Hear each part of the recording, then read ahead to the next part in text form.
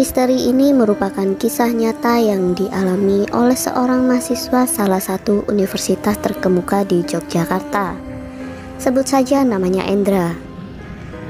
Hantu penunggu almari tua yang kerap mengganggu di kamarnya menjadi bukti bahwa manusia senantiasa berada di antara makhluk lain ciptaan Allah Subhanahu wa Ta'ala. Seperti apa kisah Endra menggambarkan kejadian-kejadian mistisnya di dalam kamarnya? Sebelum mengalami kejadian ini, aku sedikit sangsi terhadap makhluk halus yang sering mengganggu manusia. Lebih-lebih semenjak aku memiliki pacar seorang cewek yang mengaku memiliki indera keenam dan bisa melihat hal-hal gaib termasuk jin dan setan. Menurutnya di setiap rumah pasti ada penghuni gaib di dalamnya. Ia juga menuturkan jika makhluk gaib itu memiliki sifat bermacam-macam layaknya manusia. Ada yang jahat, ada pula yang baik hati. Singkat cerita, di semester 3 aku pindah dari kosan dekat kampus ke rumah Bude yang berada di daerah Bantul Selatan bersama kakak yang kini sudah bekerja, sebut saja namanya Andri. Awalnya kami sangat menikmati tempat tinggal baru tersebut. Meski sekedar numpang di rumah saudara, namun setidaknya kami tidak terganggu dengan kebisingan kota. Maklum saja, rumah Bude tergolong berada di daerah desa yang tidak seramai di kota.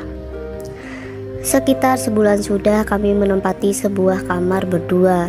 Pada awalnya kami sama sekali tidak mengira jika di dalam kamar kami, tepatnya dalam almari, terdapat sosok gaib yang sudah lama menghuni almari tersebut. Sebelum aku dan Kak Andri menempati kamar itu, kejadian mistis pertama justru dialami Kak Andri sewaktu aku belum pulang kuliah. Dia sempat bercerita bahwa di dalam almari sepertinya ada tikus yang kerap berisik mengganggu. Padahal selama ini aku sama sekali tidak mendengar suara apa-apa dari dalam almari tersebut. Hingga suatu malam, suara seperti seseorang mengetuk pintu terdengar dari dalam almari. Kak Andri lantas membangunkanku dan mengajakku untuk membongkar barang-barang dalam almari untuk mencari kemungkinan adanya tikus di dalamnya.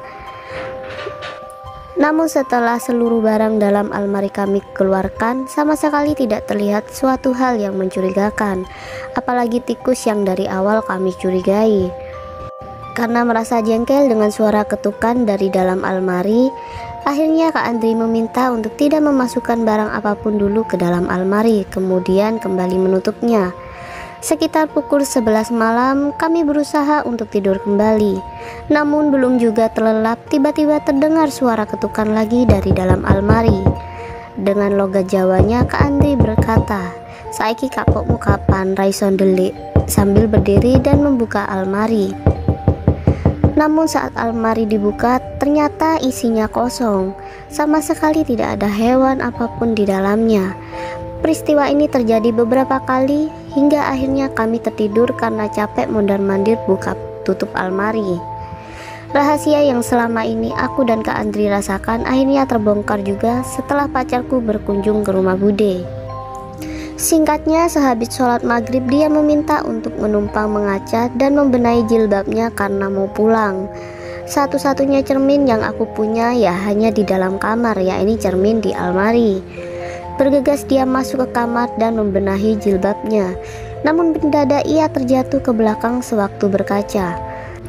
Aku dan Kak Andri yang berada di ruang tamu lantas lari menuju kamar dan ingin mengetahui apa yang terjadi dengan pacarku. Dengan sempoyongan ia berusaha berdiri lantas kembali duduk di ruang tamu. Setelah aku tanya, dia mengaku bahwa ada sosok hantu penunggu di dalam almari yang mendorongnya hingga terjatuh. Sontak saja aku dan Kak Andri kaget dengan kesaksian pacarku tersebut. Menurut penuturannya pula, makhluk itu terlihat sangat jahil dan sering mengganggu dan mengetuk-ngetuk almari dari dalam.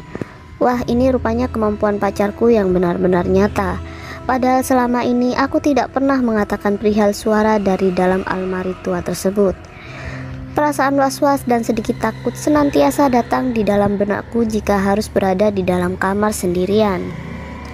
Tak heran jika aku banyak memilih berada di luar kamar saat Kak Andri tak ada di rumah. Peristiwa mistis yang kedua yang aku alami sendiri sewaktu menonton pertandingan sepak bola di layar kaca. Waktu itu sekitar jam 1 dini hari. Sementara Kak Andri sudah tertidur dengan lelapnya. Di samping tempatku duduk melihat pertandingan bola, tiba-tiba bungkusan makanan kecil yang tadi dibeli Kak Andri bergerak sendiri seperti ada yang menariknya. Tanpa rencana suara teriakan keluar juga dari mulutku yang terdiam membangunkan Kak Andri dan Bude dari tidur mereka. Hingga tulisan ini aku ceritakan, aku dan Kak Andri masih tinggal di rumah Bude. Kami juga masih menggunakan almari tersebut yang konon ada penunggunya itu. Itulah cerita hantu penunggu almari tua yang dialami oleh Endra dan Andri.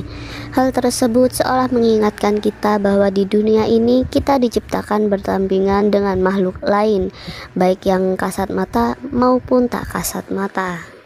Ikuti kisah-kisah horor lainnya di channel Miss Horor ya. Sampai jumpa di cerita horor selanjutnya. Terima kasih. Assalamualaikum.